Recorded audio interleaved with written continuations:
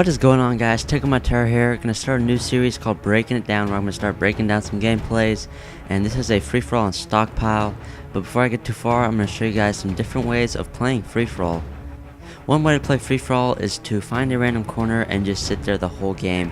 This method usually doesn't prove to work out that well because you don't get a lot of kills, which means that you end up losing. So I would not recommend this sit in a random corner method.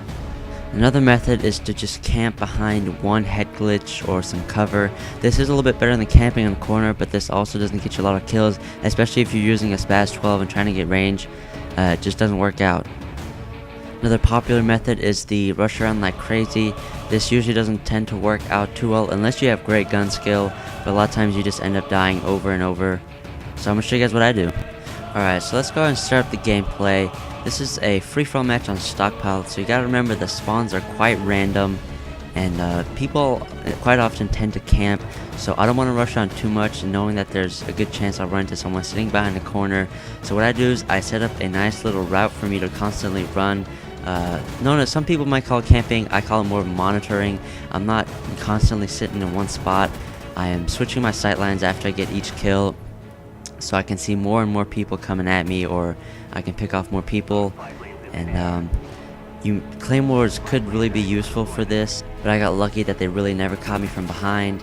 And so picking up an enemy's weapon is a great thing to do in case you run out of ammo and you don't want to use your pistol, but you want to make sure that the area is safe before you really pick it up, because you might be vulnerable and you don't want to get caught with your pants down. So I just try to I picked the gun up quickly and I moved behind the wall to make sure I didn't get shot at. And as you can see, I'm just constantly running back and forth, using different areas of cover, different head glitches as you would say. I'm controlling the engagement very well, like Mr. Woody's gamer tag has always told me. And I'm just controlling the inside of this map. I'm forcing them to spawn on the outside and try and run around, while I just keep constantly owning people in here. And this just quickly builds up my Blackbird.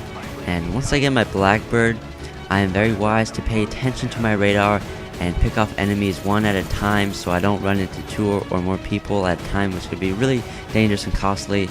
So when you get a Blackbird, you really want to pay attention to the radar, because it can save your life. Because if you're one away from the dogs and you make a bad choice, you might end up dying, and there goes your shot at getting the dogs. So here I popped a few shots and I wasn't able to finish him, and he had good coverage, so I had noob tube and I pulled it out. You also could have thrown your stuns and nades, but if you have any sort of explosion, that's a great way to get people out of their head glitch. And right here I break my routine because I did get the dogs, so I get a little bit careless, and I luckily pick up this kill. See how I'm starting to run out of ammo, and I go ahead and pick that up. Now, different size maps require different sorts of game styles. This is a much more close quarter combat map, so monitoring is a lot better than running around, because people will spawn behind you, people will sit in random corners. But for larger maps, it is much better to run around the outside and pick off your kills like that. So it's important to learn your maps, learn if it's a big map or a small map, how people tend to play it, what are the famous camp spots, the famous head glitch spots, and the routes that people tend to take. And you also have to remember that this is a free-for-all. People are a lot more campy because the main objective is to get 30 kills, and that is it. There is no objective besides that. So people do tend to camp a lot more in free-for-all, just like that guy. And so it is important for you to know where people tend to camp, or if they do move, where would they move. So I'm back in my monitoring area. I chase after this guy. I don't go directly after him, which is really important to do. So try not to ever chase someone or follow them right behind them. Instead, try and cut them off, try and anticipate what route they're going to take. Here's a great example of how I come up behind this guy, I get a few shots into him. I don't go right behind him because that's dangerous. A lot of times what people tend to do is they turn around and just lay there, and you'll usually get caught off guard if you chase after him, so don't do that. And right here, I have the better cover, so I win the gunfight.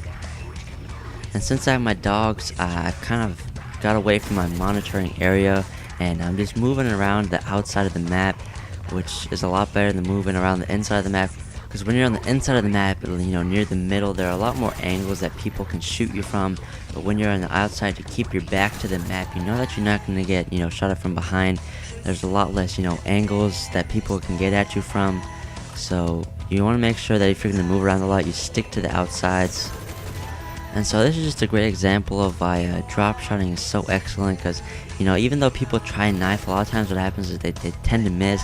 And this right here is just poor map knowledge. I didn't know that there was a second set of stairs on this map, or another way to get up there.